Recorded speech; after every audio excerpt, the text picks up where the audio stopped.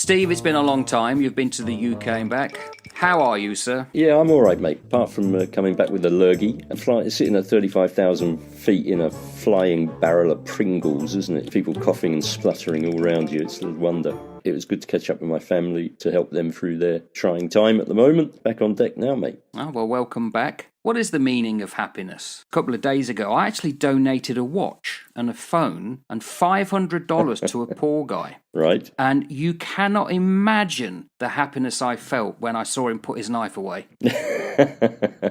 But so what is the meaning of happiness then? Well, I guess it all depends on what parameters you're setting around it, doesn't it? And what lens you're looking at it in. Sometimes our society tell us happiness is all about seeking pleasure, some sort of sensory, fleeting feeling. But happiness is deeper than that. It's something which has got to be tied into your identity and has got to be tied into purpose. Purpose must be something that gives rise to actually what happiness is, as opposed to what pleasure is. Yeah, Aristotle was very similar. He said happiness is by way of what's called the golden mean. It's almost like a balance. You talk about fleeting emotions. Imagine that on one side, the balance, and on the other is the state of constant contentment. Yeah. One is lack and one is excess, and it's getting that balance, that golden mean. We've been talking about this as a species for some considerable time. Yeah, we have. I think that's because so many times, and I look at the West, and I think of the way that we've seen the Western nations develop and grow since the end of the Second World War,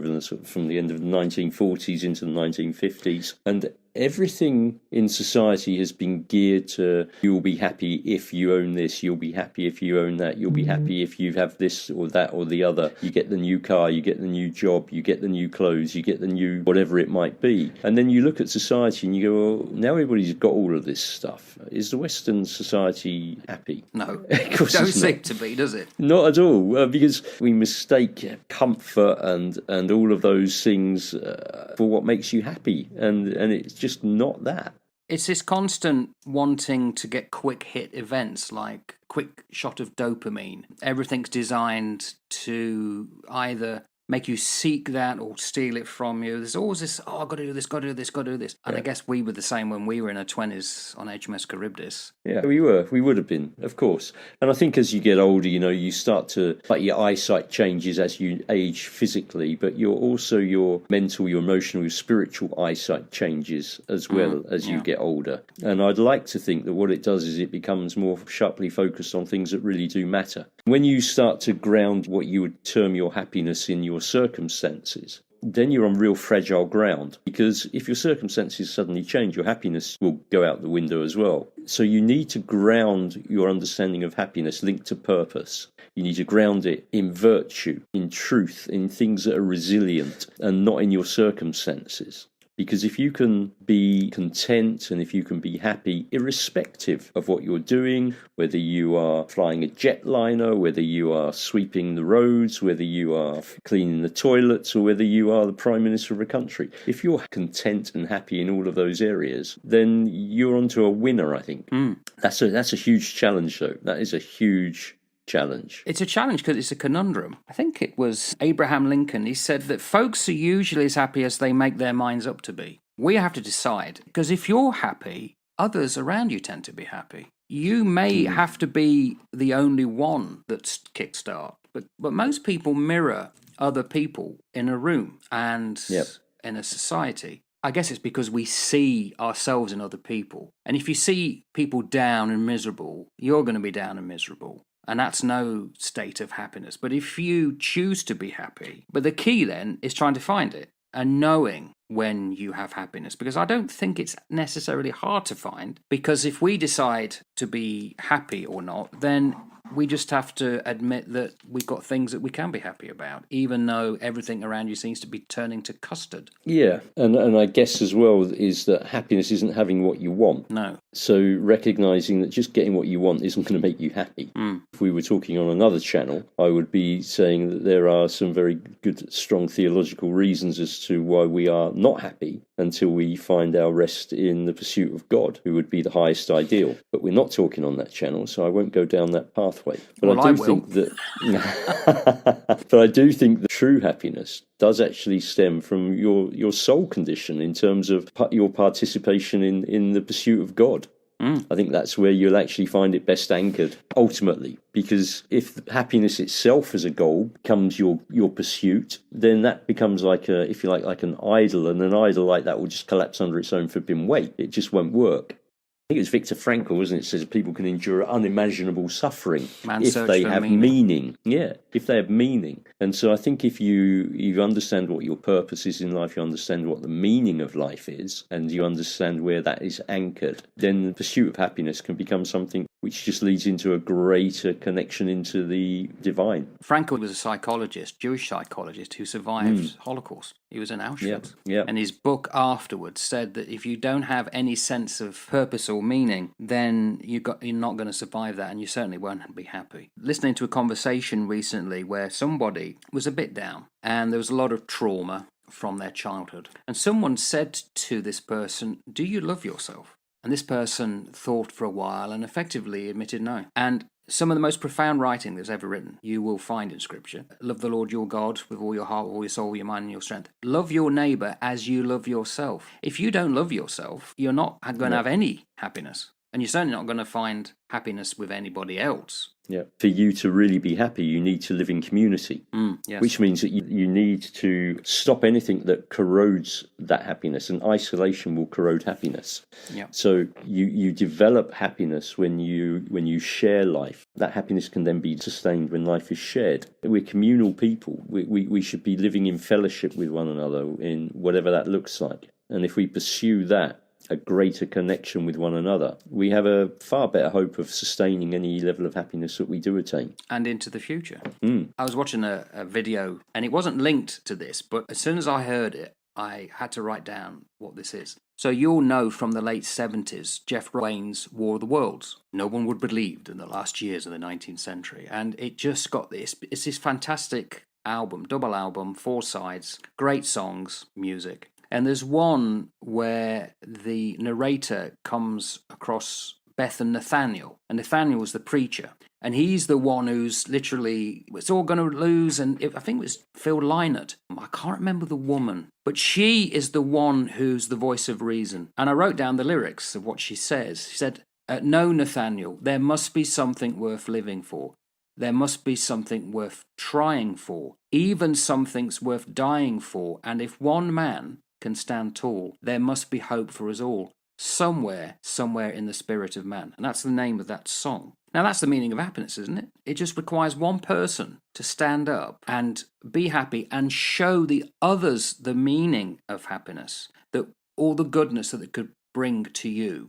Health, that if you are putting out negative stuff, guess what's going to come back to you, because it's like you're inviting that tide in. But if you're putting out good stuff, guess what's going to come to you?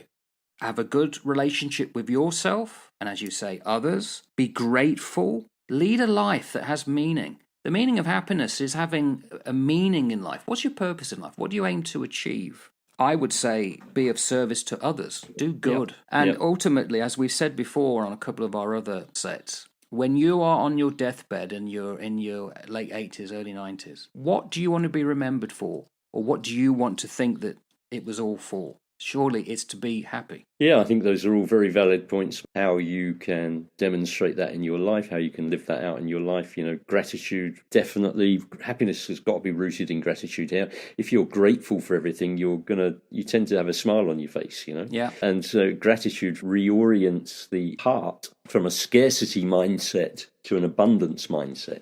How fortunate am I? How lucky am I? How blessed am I to have all of these great things? And, just from psychological research, it confirms that gratitude practices, that way of being in terms of your outflowing of gratitude, what that does is that elevates your long-term happiness.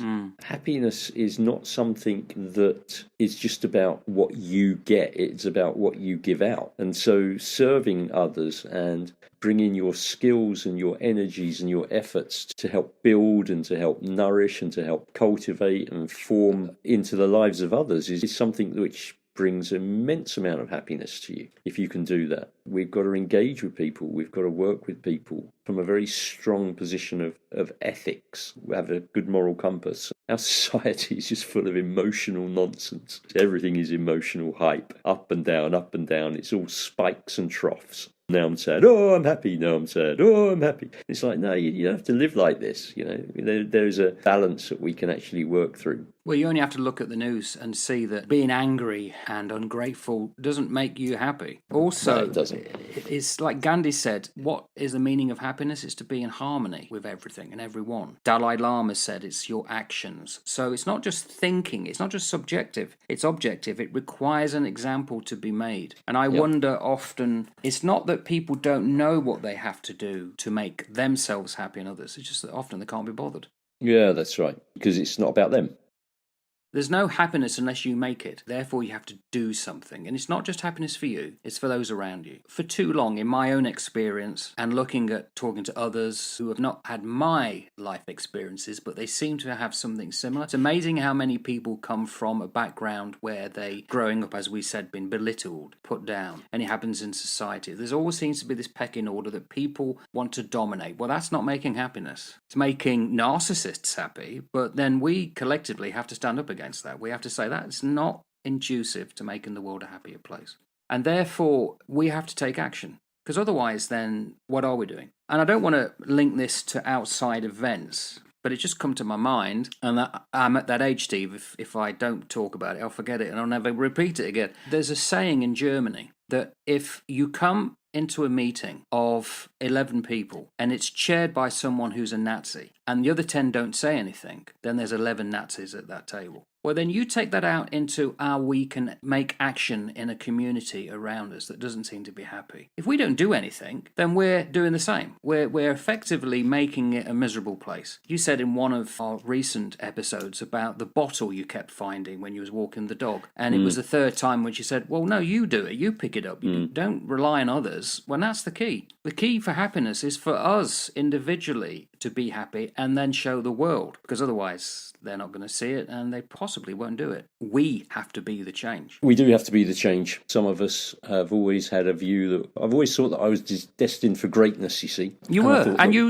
achieved it, Steve. And that one day I would be able to help shape and mould the world and bring it into a better place. That I then got my head out of my cornflakes and realised that being a power crazy little dictator wouldn't work. And so I have to work on what I can do in me and with those who are within my circle. And then it will flow out from there. Absolutely. So that's all I can do. I'll do the very best that I can do to step into those unforced rhythms of grace and develop and cultivate as much happiness as possible, irrespective of circumstances. Recognising as well that it's very often that happiness is actually something which is forged not on the hilltops, but it's actually forged in the valleys of life. I think Oprah Winfrey said, happiness is not getting into a limo with somebody else. It's if the limo breaks down and that somebody else is prepared to go on the bus with you. It's in those rough moments.